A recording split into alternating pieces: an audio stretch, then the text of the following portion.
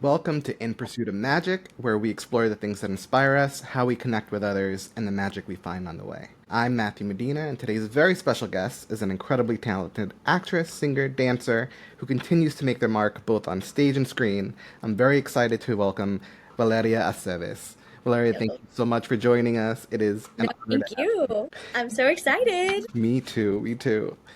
It seems like you have all these different talents that you're able to put on display in whatever role you take on or when you're performing on stage. And so I'm very curious how you got your start. Like what made you interested, what inspired you as a child maybe, and Okay. what made you decide, oh, this is what I want to go for. Okay. I love telling this thing. I'm from Mexico City. I was born and raised there. And I started acting when I was 7 and just like a musical theater workshop in my school.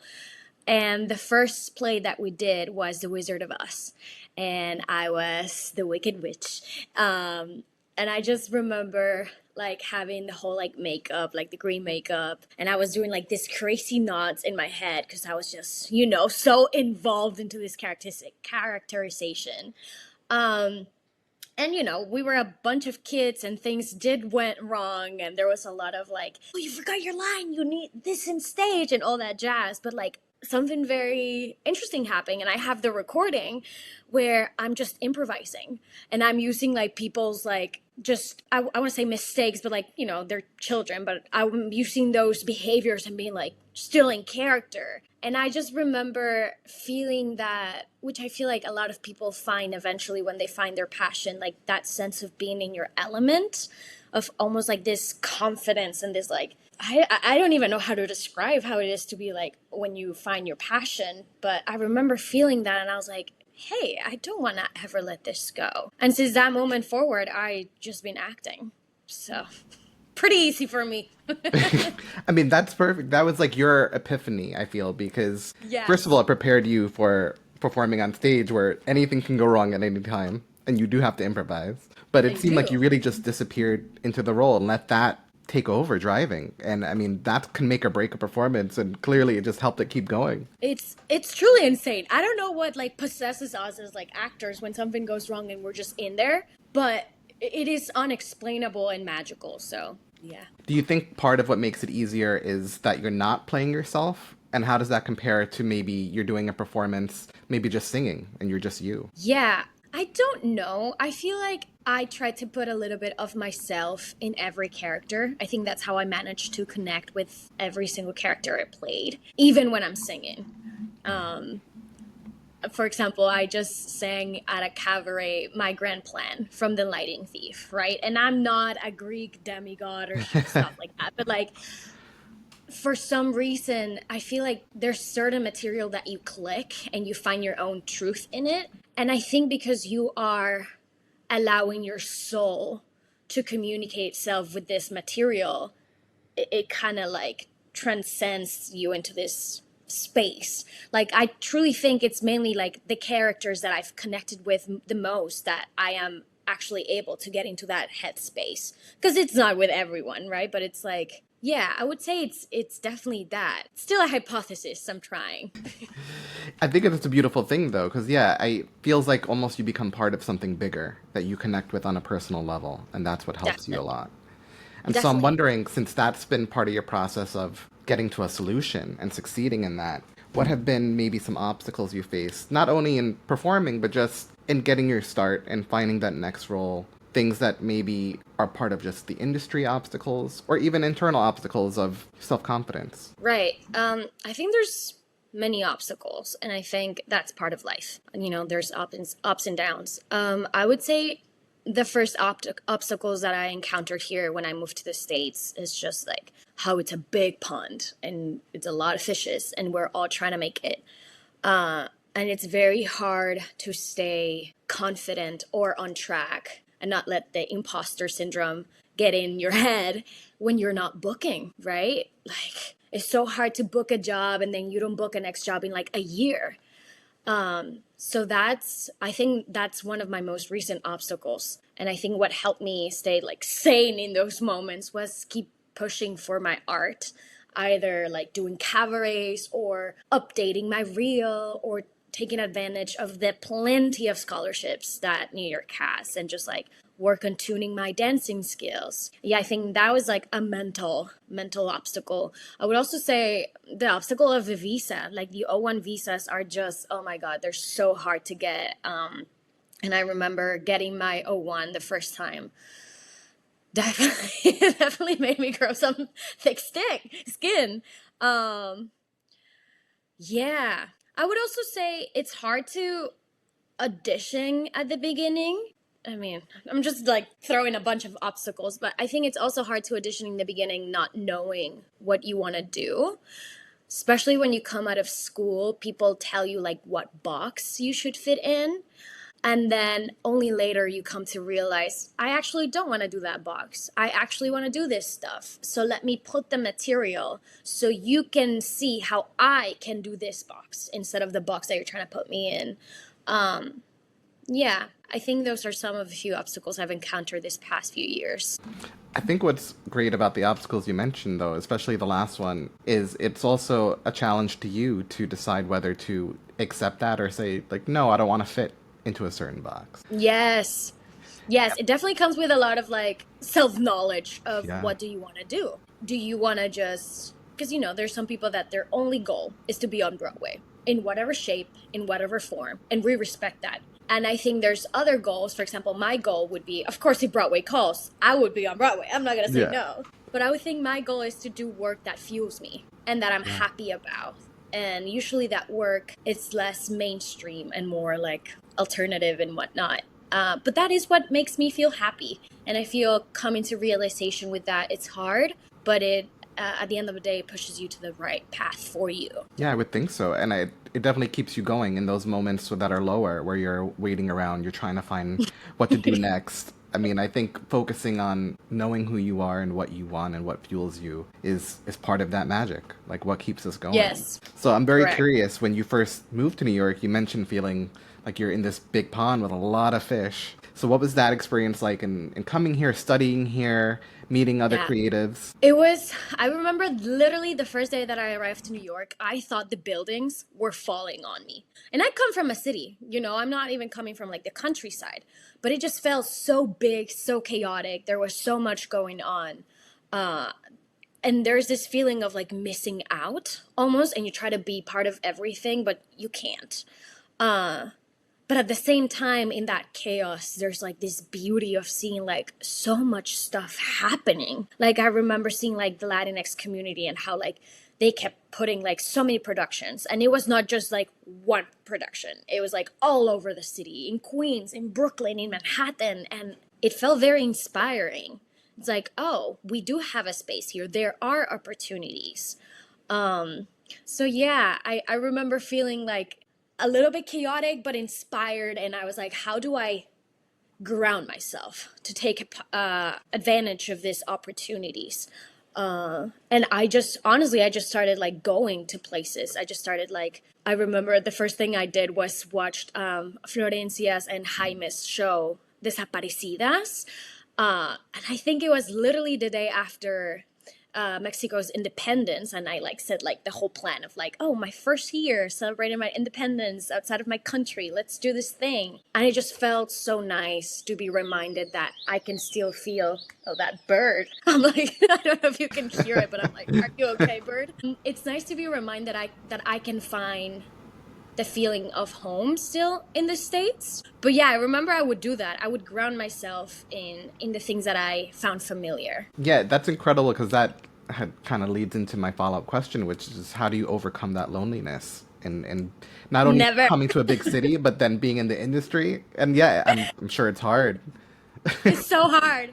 It's so hard. And I do feel lonely still. I feel like loneliness is such a thing that we have to make friends in life. There will be moments that you will find your community, but as has happened to me, people will leave. Like either people's visas are done, like they expire, or they decide to move out. And I do feel like loneliness is one of those things that you, especially in the city, you just have to be friends with. I will say that there's a difference between like being alone and feeling lonely. Yeah. Because there's been moments that I've definitely been alone, but I'm still very secure in my own like attachment with myself that I don't feel lonely. Yeah. But there's been moments where I am feeling lonely, and then I go with a bunch of people that are part of my community, and I feel less lonely. Does that make sense? Oh, completely. I think Okay, especially good. like you said, you gravitate towards what's familiar and your Yeah. community that's around the city, which I'm Yes. sure then becoming part of some of those productions. I mean, Oh, I was looking at your resume and seeing you were part of In the Heights, and that's a big one. yeah. Yes, I loved it. That was actually, so I went to school, and then before I graduated, I booked the gig, and I was so happy because I was like, oh my God, I'm out of school and I'm already booking gigs, you know? Uh, and I remember that production specifically. It was in New Jersey, so I had to take like the path, well, the train to go to New Jersey. um, we became such friends. And I was talking recently to someone about this, how in the Heights, I feel like casting does it purposefully, that they hire people where building a community becomes so easy Yeah. because like community is the key word in the show. Like you cannot hire a bunch of divas and people who don't want to build a community because it's not going to land, right? So every production that I've been on in the Heights, everything, every time it feels community, community, family. And yeah, I do talk to the people still from that production. It was like 5 years ago, maybe less. Um, yeah, I remember that. Oh, that was good. And it's such an exciting role too, just to be part of that world and to make those connections, which I think is really important. I mean, we talked about loneliness and gravitating towards what you're familiar with. And I mean, the world of performing can feel lonely a lot, especially if there's not always a space for different backgrounds. And, you know, even if there are roles that are casted with people from different backgrounds, a lot of those roles weren't originally written for us. And that's Yes. kind of tough too, because you want to be part of stories also that tell our stories. So Yes. what has it been like trying to find those spaces and fostering those connections? I mean, being part of In the Heights, you said you made friendships and stuff, and that's a big help, I think, being part of productions. Yes, I would say it depends. I recently cut my hair and I feel like I look less Latina in their eyes. And like it's been interesting to see how casting has changed for me when I just cut my Wow. hair. Um, and it's been even more interesting to what other communities can I form within like the different projects that I'm cast in. So like now instead of being cast for like major Latino productions, I am cast for major queer productions, which is awesome because I get to like feel that part of my identity and I get to find those communities, which I feel like oftentimes they don't interconnect, which is a shame. Um, but yeah, I would say finding community in productions for me feels like so important because it's part of we're doing this out of our hearts and you do need to be vulnerable. So being able to form like little families here and there on each production has been really helpful in not feeling lonely and really helpful in not feeling lost, especially in a city that is so hard as New York. I hope I answered your question. Oh, completely, yeah. And I think you touched on a few things where, I mean, you also talked about getting to express yourself in different roles and different parts of yourself, which is also a beautiful thing that is not always possible. Sometimes, you know, there's roles and things out there that, you know, you have to find a way to connect with, but Yeah. doesn't really speak to home. And it seems like you're able to do that in these different communities. So I'm wondering what that has been like for you, where you're able to kind of, I guess, rediscover and express different parts of yourself on stage. Yeah, it's beautiful. I think theater has definitely taught me a lot about me because you do have to be vulnerable. There's this quote that I like that it is at your most personal, you're universal. So truly is the actor's job to go personal and get all the layers out. Therefore, the audience connects in the universal level. But most recently, as an example, I was in a very small production. It was a very quick production. It was called The Book of Wonder, and it was for In the Woods, in the Works at Firstburg Playhouse. And we all like fell in love with each other. Like all the cast was, I'm not even exaggerating. You can ask the director and he would be like, you all were like in love. And I was like, yes, that's facts. But at the end of the day, that love communicated in the work. And I think the reason why we all fell in love with each other is that because we were so honest about our identities. Like we were so honest on the experiences that we were having. We all shared like intersectionalities, and I do feel like being able to be in those spaces and being able to be as true in those spaces, as authentic in those spaces, not only does it inform yourself, but it also informs the work. So it's nice being in those spaces. Yeah, and it definitely seems symbiotic. Like the Yeah, connections you make with the people around you, and they kind of light something in you, you light something in them, and it just keeps going, which is a really beautiful thing. Which I think is part of maybe inspiration in the right. first place, and getting Yeah. interested in performing and being on stage. So I'm curious what your earliest inspirations were, whether it was a show or a movie or even a character that really just made you, I don't know, have hope, keep going. There's so many. I would say I don't remember the first one, but I remember like chronologically in my life. Uh, I Yeah. remember most recently when I saw Teeth, the musical, and the character of Dawn, Ooh.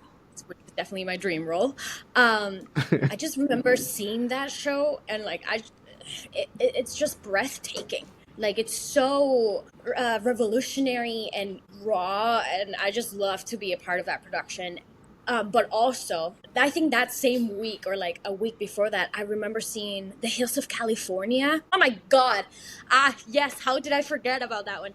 I think the actress is called Laura McDonnell, and I probably am chopping her name.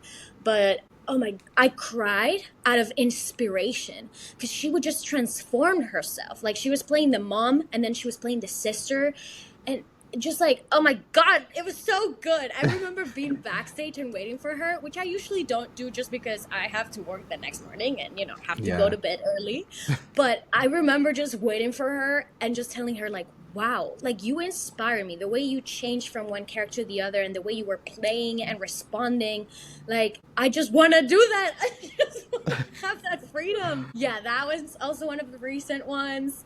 I'm trying to remember one when I was like younger, but I think for that was mainly like musical theater world and like songs. So I think the first song that I connected to was "I Dream a Dream" from Les Miserables. Yep. Yeah, I don't know why I connected to that song, but that was one of the first songs that I sang. And then "She Used to Be Mine" from Waitress, which I feel like everybody connects to it. Yeah. There's just so much inspiration out there. I feel like you truly need to be like truly blocked or like rejecting something to not be inspired that by the constant creation that there's out there. Completely agree. And I think it's very informative of then who we are and how we respond to it and what it makes us feel. And the fact Yeah. that then you want to do the same. It seems like that inspiration fuels you to inspire others. Yes, definitely. I just want to play. I just want to play and then let others play. Does that make sense? Oh, completely. I think it's a beautiful thing because that's the magic that you're creating that you've experienced yourself, which is a wonderful thing. Which you kind of answered a little bit already, but what would your dream role be? Many, but I would say Dawn from Teeth. I really want to play Girl Scout in Beetlejuice. I would Oh, also like to play Lydia, but like Girl Scout, oh my God, that's a fun yes, one. it's hilarious. Eurydice from Hadestown. I would say those are like my musical theater ones. I really want to do the play The Wolves. Any character in The Wolves, any character in Our Dear Dead Drug Lord. That one is also interesting. Um, I just have so many. I would like to do more Shakespeare. That's also like a dream. I don't have a role specifically. I just want to do more Shakespeare. And I would like to do again Dance Nation. I did Dance Nation for my school for my showcase and I just fell in love with the script. So I would love to do it like again in like a bigger production with more Yeah, time. completely. I think it's great that you have such a wide variety of different roles that are in your dream roles because that means you can play in these different areas, try on different faces, which is an incredible thing to Yes, do. I think that's I'm one of so the most excited. beautiful things about performing that you can try on these different characters and personalities and Yes, explore it's a those whole parts of yourself. it's party. It truly is just playing. It's playing, and any character that you can play with feels already like home. That makes sense. Yeah, because you know it so well and you also connect to it on a personal level in whichever way. So yeah, Yeah. it's incredible how then you can transform yourself into these different characters. I'm excited. Cast me. And with all these different roles and the roles you've already done, and even just performing singing, how do you Hmm. hope to kind of create magic and inspire others in the way that you've experienced? How do you want I people to connect with you? Yes, I am truly an advocate for making sure that the stories that I tell, they're clear that I'm still a Latino woman. I'm not playing pretend that I'm not who I am. And I want to show that I don't have to play the Latino role in order to represent the Latino.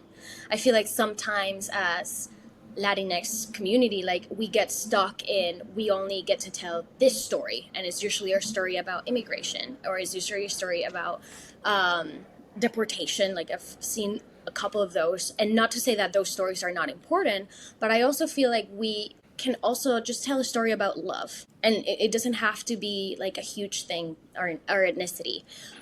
So I really do an effort to bring my Latinx and my queerness to those spaces and to be like, yeah, I'm telling a story as a queer Latinx woman, but like it doesn't affect the story. There's still room for joy and for playfulness and for love without having to touch on the traumas and experiences we have as a Latinx community. So I would like to keep opening and maintaining those spaces of truly authentic storytelling, regardless of whatever label you have attached to your identity.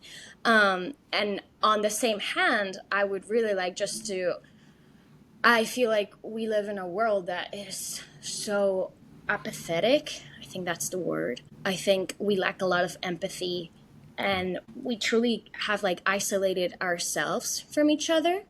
We see things very black and white. We have forgotten how to see like the gray tones. And I feel like with my art, what I'm trying to inform is hey, we are all the same. We all have the same experiences. And even though I could be Latina and you could be white, as an example, we can still relate. We're not different groups. We're still human. So there's truly no reason why you should not engage in my culture, just like I'm engaging in yours. Like we should be empathetic towards each other. So I hope I can accomplish that with my work. At least that's what I've been trying. It's a hard situation. It's a hard mission, but it's what fuels me. Well, I think it's a beautiful and fulfilling one because, like you said, there is this common human experience that everyone shares. And at the end of the day, we're not just one thing. Our story shouldn't be just one box. Right. Because up until now, and, we're starting to see changes slowly now and then, but a lot of the stories that are told are the same ones that are allowed to be told as opposed Right. to so many others that are out there because there's so many to tell. And so I'm Right. curious about, I don't know, maybe your drive and desire to create those spaces or be part of those spaces where new stories can be told because there's so many. Yes. Like I remember I want so bad to be a Disney princess. And I remember for so long I had a singing teacher that she's no longer my singing teacher, but she told me like, are there any Mexican like princesses? I'm like, no, but they don't have to be specific Mexican. I Right. could be the Little Mermaid. I Yeah. could be Cinderella for all I care about. Like we keep putting ourselves in these boxes that are not allowing us to express our whole humanity, and it truly bothers me, as you can tell. Yeah. I'm No, like, I agree. so it's like, why do I have to wait for a Disney princess to be Mexican in order to be a Disney princess? Like, it doesn't make sense. Like, the princesses are universal. We should all Exactly. connect to them. Which is why And all make those stories and the songs, because I'm a huge Disney fan myself, they're so relatable. I they're mean, so relatable. as adults, we love them. Like we share them, we connect with them, we still cry when we hear them, and it's Yes, it's because of that. They are universal. they are universal.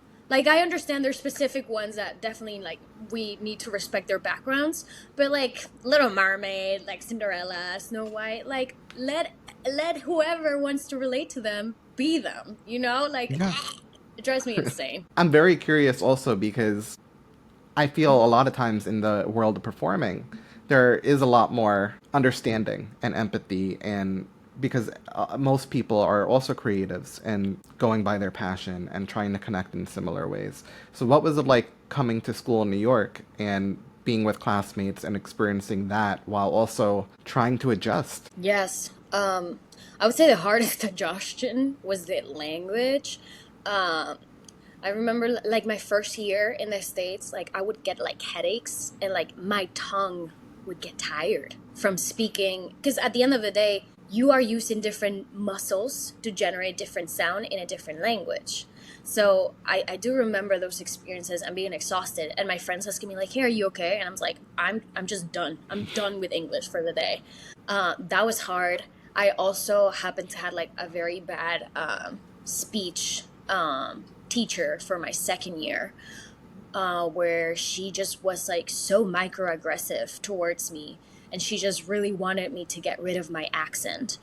And it was such a thing because every class I would just go up and do the work, and she would just come at me.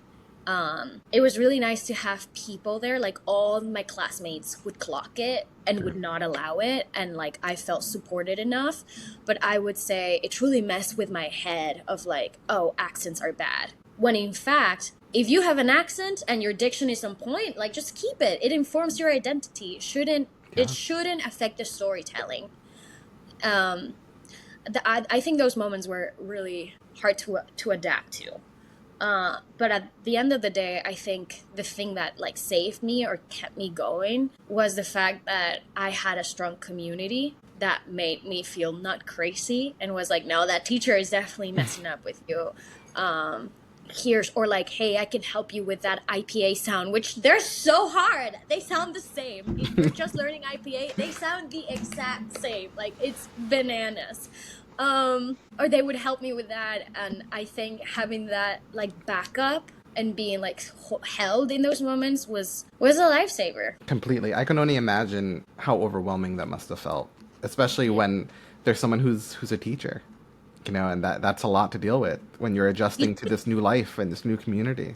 Yeah, teachers can cause a lot of harm. Like I've heard people from different schools who like their worst experience has been with teachers, which I find fascinating because being a teacher, you are inspiring these people. Like yes, you are passing knowledge, but you're also like inspiring. Like your job should be to inspire them to like create art. It's like the next generation of lift. I don't Yeah. know. That would be like my goal as a teacher. I think it's so interesting too because it's probably such an old concept about the idea of getting rid of an accent when in reality that's what makes you you, you know?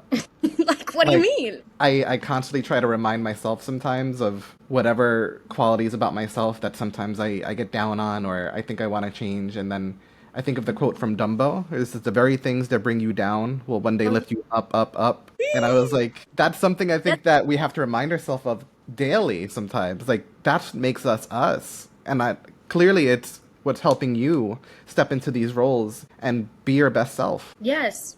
Yeah, like the whole idea of detaching yourself from the characters is not for me. Like truly it's your identity and maybe not like your life experiences because I don't like to pull from an experiences like to inform like an emotion, but I definitely do pull from my own identity and my own person to inform these characters, and I feel like that's why they get like a good response from the public. Like that's why Yeah. audiences come afterwards and be like, "Hey, I really felt moved by your monologue." And I'm like, funny enough, I was just like so heartbroken. I was not thinking even about showing it to you.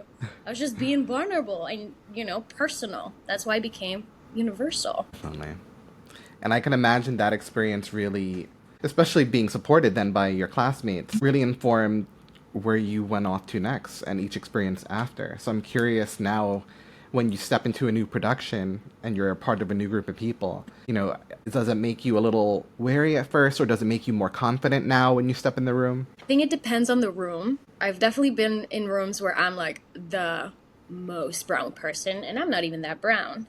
And I get a little wary. My partner says that sometimes I feel like I code switch just like for safety. But there have been rooms where like the full room is like diverse and queer, and I feel in those spaces the safest. So I allow myself to be more authentic. I definitely would say that there is spaces where that code switchness does happen, and it's not because I'm not being authentic, but I think it's just because there's this perception that if I'm authentic, I'm going to be attacked or misunderstood.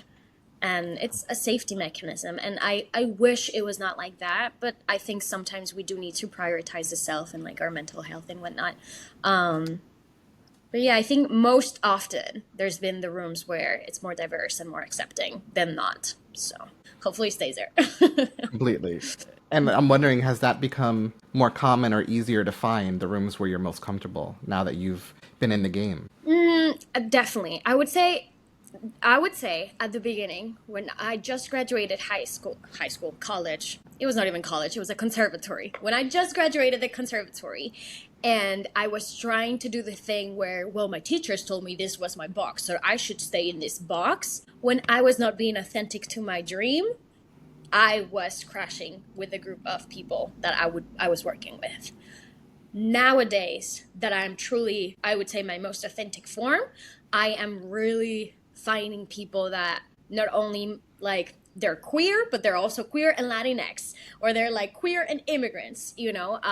So it's nice to, now that you mention it, I think I'm just realizing that when I became the most authentic version in my dream of like, of what dream I want to pursue, it's when the people around me and the environment around me also started like projecting that. So that's an interesting reflection to just do live. Yeah. No, but yeah, I think that really informs so much about the experience. And it's funny just because as universal as the industry is in terms of the desire to perform, the desire to experience creativity in these stories and music, there's also, I feel like, these subsets, these little subworlds of different groups of people that don't always feel so warm or welcoming and often do feel a little uncomfortable. Yeah. And so I'm guessing, you were at a point now where maybe you found more of the spaces that are more comfortable. But how has that informed maybe your experience with actually performing in them as opposed to the spaces where you weren't? Yeah, I think it does definitely affect the art. Because if you don't feel safe in the space that you're working on, I don't think you are able to put your best work. Just because you don't feel safe, you don't feel comfortable enough to be vulnerable. Because at the end of the day, I do feel like art, it is the most vulnerable form of expression. And if you're allowing yourself to be vulnerable, then you can put in your best work. But if you don't feel safe to be vulnerable, then are you truly putting your best work, right? And I do think that sometimes your work, it is influenced, if you ate well, if there's anything going in your personal life, Yeah. but also a lot of it is like, are the people that you're working with making the effort of making you feel safe? Because it's okay if we don't align, if we're completely different, if you're like straight and white and nothing to do with like my intersectionalities, that's fine. But are you informed enough? Are you like kind enough to make space for both of our existence? Because then in that case, I would say art definitely is the best. And I have definitely noticed it. Like just now, I was just thinking of a project that we did. It was called The Chickens Have Come to Roost. And the whole cast, it was very diverse, but we all were very aware of each other's like identities and labels. And I mean, it's kind of cliche to say that we became a family, but we did like make sure that everybody felt seen and heard and held. And our work was very vulnerable because we were talking about like sexual abuse, which is a hard subject to bring to an audience. But the audience was giving us so much feedback in not only were they feeling that we were asking the important questions, but that we were like being kind towards each other. So the audience even felt that. So now that I'm just thinking about it, I do feel like the space does communicate. Like at the end of the day, the audience is not dumb. Like they will know if there's tension between the casts and stuff. So fascinating question. It definitely translates. I mean, I've been to a bunch of Jaime Lozano shows, and I know how hard he tries to foster the sense of family at each concert. And every time I walk away feeling that, like it comes through. You feel it in the room. Yeah, you cannot fool. Like we're not dumb at the end, and we do feel the energy. So like if there's something wrong, you will be like, oh yeah, the show was fine, but like there was something weird, right? Or like how many times have we said watching like a rom-com, oh yeah, it was whatever, but like they did not have chemistry. Like we can tell. Like we are aware of these things. So I do think it influences the work. Absolutely. And it's funny, you mentioned how when you were younger, you got to improvise when things would go wrong. I'm wondering if that has happened ever again in adulthood, where you've had to just keep rolling and it And worked. of course, I feel like that is my favorite moments. I had a teacher who said, um, you're only as good as an actor as you're willing to be a bad one, right? And I feel like when there's things that go wrong in the play, you do need to do something. Like you do need to improvise. That is how good of an actor you can be, right? When you keep like making the story up, even though there's no lines and the moment is screwed. And I think it's funny because in those moments, it truly feels sometimes like the world stop and you're like, fuck, what did I do?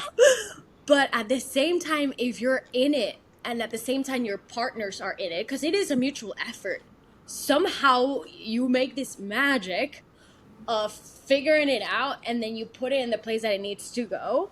And then you can feel the whole cast going, but it definitely happens. I do feel like I love those moments because it keeps you on your toes. Yes. And then at the end of it, the run, you're like, oh my God, remember that happened? Oh my God, but you did it so well. You clean it up. And it like creates this space for community building. So I do like those moments. Yeah, I think the word community is perfect because I think, we keep talking about magic, and it seems like the more I talk to people, the more they say the same thing. They feel the most inspiration and magic through community, through their Community. interacting with others, building up a family dynamic, trusting each other. I think that's a big one. Trust is huge. Yes. Well, at the end of the day, if you think about it, like we humans were never meant to be like alone or individuals. Like we were in packs. So in tribes, I do feel like there's the nature of our existence comes in community. And then I'm wondering, because community is so important, if there was one production that maybe stands out that you've been a part of that really maybe was a pivotal point for you and really inspired you and still stays with you in each production you're a part of in the future. I'd say the most recent one is the Book of Wonder, where everybody was in love with each other. Um, but also there's been so that one, and there was one in the past that it's called The Waiting Room. We went to Connecticut to workshop this new play, and it was actually staged. And I remember the day that we were opening, we were still like figuring out because there was like a whole choreography situation. We were still figuring that out. But the stress of the production was not affecting us as the cast because I truly feel like we were all very close. And we, again, very diverse cast. We understood everyone's intersectionalities and we like not only held space for them, but we also like encouraged them. But it was like, I truly don't know how that happened. Like, I still talk to that cast. I still recommend that cast to everyone that I work with. And the work itself was good. It was good work. And we just put it in like a week. Um, so yeah, I do try to make sure that all of the projects that I'm in, I'm kind and respectful to everyone. But I do think it's rare when you get to form truly a tight community with the cast, especially everyone in the cast. So that one's special. Yeah, that sounds like the most special kind of experience you could hope for when you're part of something. Yes, it felt like that, being part of something and something beyond ourselves. It was Yeah. big. Yeah, it was nice. Not crying. That's what makes it the most impactful. It is, and you miss it every day. Yeah. You get so used to it. I would think you're in this like routine of going in, seeing the same people, sharing the same like laughs and stories because you're experiencing it together. And so that Yes. must be a beautiful thing. Which also makes Yeah. me wonder, are there any shows that you've seen lately that you're not a part of but thought, "Oh, I would have loved to be part of that show." I would say there's definitely a couple. Most recently, I there was like this production that it was like okay, it was called How to Melt Ice. And my friend Regina Carrera was in it, and that's truly why I went there. Um, and the production itself, it was a very hard play to watch just because it talks about immigration and deportation and ICE, which is such like a this was a couple years back, so not as present as right now. But it's still a hard conversation to watch. Yeah. And I just, even though the topic was so dense and it truly was like a tragedy, they were all having so much fun. and they were all watching each other with so much love and care because they knew how important this work was and how like deep it runs. Even talking about it, I get like goosebumps. Yeah, I really wanted, even though I was not in it, as an audience member, I felt part of it. I felt like part of a secret.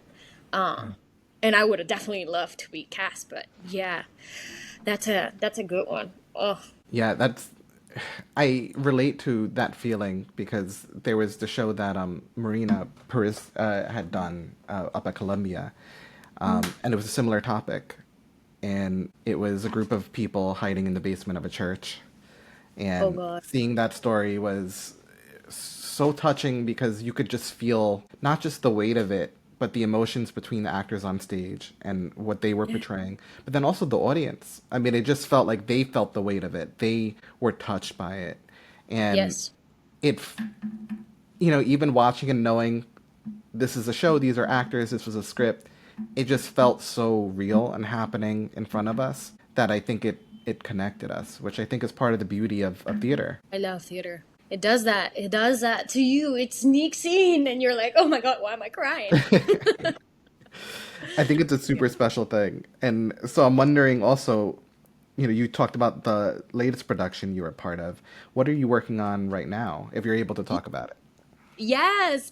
So right now I am actually in rehearsals for Sugarskull, which is a tour that we're heading to a bunch of parts on the States. I would lie if I know exactly all the cities. But I'm so excited. It's been like a so fast-paced process. Like literally we just had a week of rehearsal and then we have next week of rehearsals and then we're off to Oh, tour. So yeah, but I am in love with this production. It is a TYA show. Um, I would. It's a musical adventure. I don't think like I don't think it's a musical, but there's musical aspects to it, And we do sing, but we sing like boleros. It's not like the song that they wrote for the show. Um, and it's insanely good. Like I remember watching it. I think it was last year or 2 years, and I was watching it again because my friend Regina was in it. And as any TYA show, you're like, "Ugh, it's gonna be like whatever." But no, I was so connected to it. Like the script, everything of it makes you want to be part of it. And also, it does a great job of representing all of the Mexican culture that is so vast and so rich that you just want to end learning more. And it is truly just about Day of the Death. It doesn't even talk about the whole extension of our culture. So fascinating. I'm so excited to be part of the project. oh, I'm excited hearing about it. What can you say about more of the story, and then who are you playing? Right. So the story follows this girl. Her name is Vita, and she is Mexican American, and she is rejecting her Mexican side. She does not want to celebrate Dia de Muertos. She thinks it's lame. She thinks it's creepy. She thinks she should be celebrating Halloween, right? And she is transported into like the cementerio by this best friend who's called Sugar Skull, which is a sugar skull. That's my character. Oh my god. Um, and then the character, almost like the Wizard of Oz, guides her through an adventure so she can get out of the cementerio back to Brooklyn, where she's from. And she, Sugar Skull, the mastermind, is the whole point of the show is to let her accept her Mexican side, to embrace it, to understand the importance of traditions and how it's not only like between you and your mom, but it's also like passed through generations. Um, so yeah, it's a beautiful story. We have so many talented dancers that are dancing insanely zapateo. Like it's bananas. I tried to learn it and I was like, café con pan. Like, no, so hard. Yeah, I am truly in love with this production and I haven't even started. Oh my gosh. It So already sounds so amazing. And how excited are you to go on tour? Like, have you done a tour before going to different cities?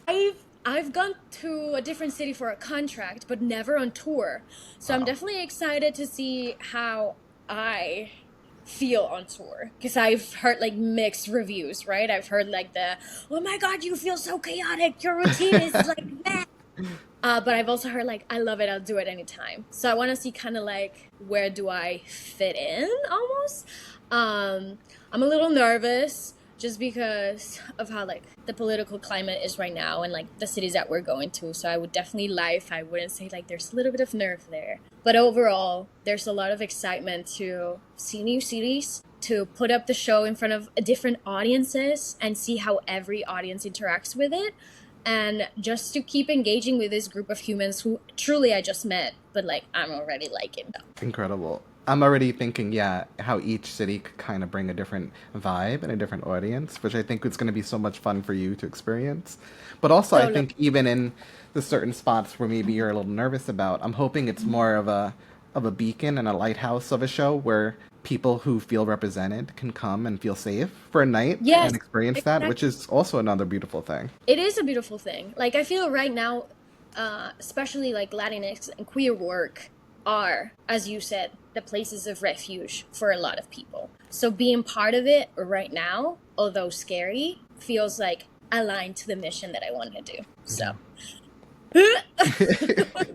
What do you think you're on most that looking note, forward to in terms of being on tour and being in this show? what did you say? Sorry. What do you think you're most looking forward to about tour and being in the show? I think I want to challenge myself on how I can make this show feel for me new and refreshing and not fall on that trap of like, well, I've nailed it down. Now I'm just going to repeat it.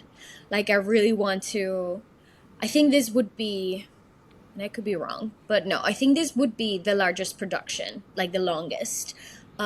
Just because, some days we'll have two shows, and then other days we're traveling, and then two shows and travel. So I feel like it's going to be a lot of shows. And I truly don't want to fall in that trap of, I know how to do this, so I'm going to kind of like disassociate as I'm doing it. I really want to live truthfully in the moment and make it still fun for myself. So that is something that I'm looking forward to see how that challenge goes. Completely. It's going to be a new experience. And how would you describe Sugarskull? Because they sound a little bit like the genie in a way. So what's your take on this character and Yes, how would you they're, describe them? they're definitely like, they're definitely the mastermind. And I don't want to spoil it, so I'm really trying to focus so I don't spoil anything. They're a mastermind. I would say they feel powerful. They feel, um, I would say grounded, but like grounded in like water, not earth, not solidify, but more like I'm gonna move around and adjust to the situation. Um, they're also very trickster, which I adore. I'm really trying not to give any spoilers. And funny. They're funny character. I am very happy to play this character. I auditioned for this production like 4 years ago, or like ish, and I got the role for Vita. And for whatever reason, I couldn't take it. But I've always like kept a look at it because I think it's a beautiful production. And just now, the casting director was like, "Hey, how would you feel about doing Sugar Skull?" And I'm like, "Tell me more." And then when they offered me Sugar Skull, I was like, "Oh my god!" Because Vita character is beautiful. I love it. She's great. But Sugar Skull, I think, feels more aligned to me and my identity. Therefore, it feels more like personal and vulnerable. So Yeah. being able to play that, I'm just excited. They also seem like someone who's so much fun to play. I'm sure like every night could be a little different Yes. depending on what mood you're in, depending on how you want to play it. Definitely, definitely. I'm also like like in as the genie ish. Like I literally open the show and I don't leave the show till the end. So like Wow. I'm guiding the audience through this adventure, so I can choose how to guide them. Which there's a Yeah. lot of freedom to it. That it's like, okay, let's see this. That sounds like it's going to be so much fun. Are tickets available yet online? Yes, I believe so. Okay, so I'm going to The add a link is in link. my bio. Oh yeah. Awesome. I'm going to add it in along with all your social media. Valeria, Thank thank you. you so much. It's been a joy talking to you, getting to know you a bit more. I'm so excited for you and your tour. And I'm going to keep a lookout for Thank all you your so future productions. But thank you for being here. Yeah. It was the best. No, thank you so much. It was such an enjoyable conversation. It was. And I'm always happy to kind of grow this community and get to know more people because, like you said, loneliness and being alone are not the same thing. And I hope everyone listening remembers that too. You're not alone. Yes. So Thank you thank you so for much. tuning in, everyone. And remember to do some magic, everybody. See ya.